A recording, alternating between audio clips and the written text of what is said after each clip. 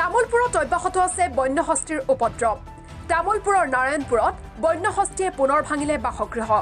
নিশা এটা বন্যহস্তীয়ে অতৰ্কিতে গাঁওখনত প্ৰৱেশ কৰি সৃষ্টি কৰে এক আতংকময় পৰিৱেশৰ। অঞ্চলটোৰ ৰণেশ দাস নামৰ লোকজনৰ ঘৰত প্ৰৱেশ কৰি ভাঙি লণ্ডভণ্ড কৰে ঘৰৰ বহু সামগ্ৰী। নিশা কুম্ভিজাৰ গাঁৱতো বীৰেন দাস নামৰ এজন লোকৰ ঘৰো ভাঙে বন্যহস্তীটোৱে। হাতীৰ জাকৰ পৰা বিচ্ছিন্ন হৈ ৰৈ যোৱাৰ সন্দেহ কৰিছে বন বিভাগৰ লোকে।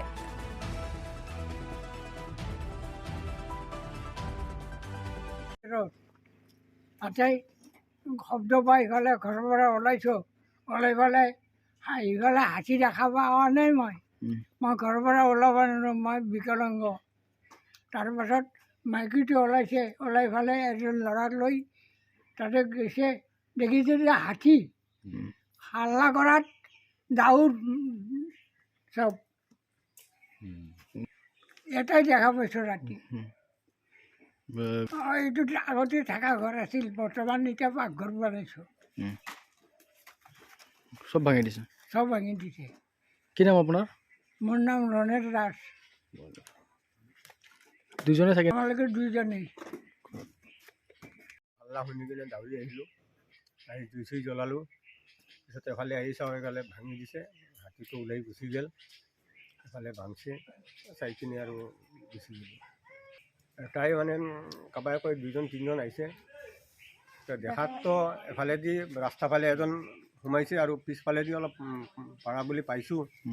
তো এজনে মানে ডাউট হৈ আছে, এজনে ঘৰ ভাঙিছে, বাচন চাচন ভাঙিছে, আলনা ভাঙিছে আৰু ঘৰত মানে দুটা ৰুম আছিল, দুটা ৰুমৰ বেৰা চেৰা চব ভাঙি দিছে।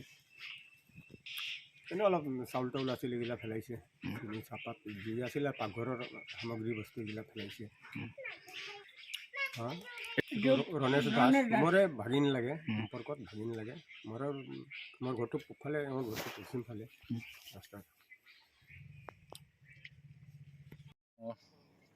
যোৱাকালি ৰাতি 8টামান বজাত আমাৰ এই উত্তৰ ছাইডৰ পৰা আহি পেলাই ইয়াতে আমাৰ এই যি ঘৰ ভাঙিছে, আমি জনাত বিশেষ তেনেকৈ একো এটা হেৰি হোৱা নাই। কিন্তু আগত যিবিলাক হাতী আহিছিলে সেই জাকৰ পৰা ৰৈ যোৱা বুলি আজি দুদিনমানৰ পৰা আমি এটা খবৰ পাইছিলোঁ।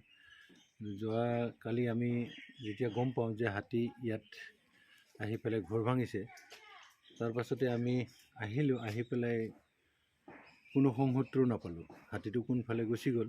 কিন্তু ৰাতিপুৱা সময়ত আমি গম পাওঁ যে ইয়াৰ পৰা গৈ মানে কমনিজাৰত গৈ এটা তাতো ঘৰ ভাঙা বুলি পেলাই আমি খবৰ পাইছোঁ। এইটো হাতী আমি জনাত অকলশৰীয়াকৈ ঘূৰি আছে। আজি যিটো আমাৰ ইয়াতে এটা জাগ আছিল, তাৰ পৰা মানে ফালৰি কাটি হয়তো জাগটোৱে তেওঁক থাকিব দিয়া নাই, তাৰ কাৰণে অকলশৰে ঘূৰি আছে।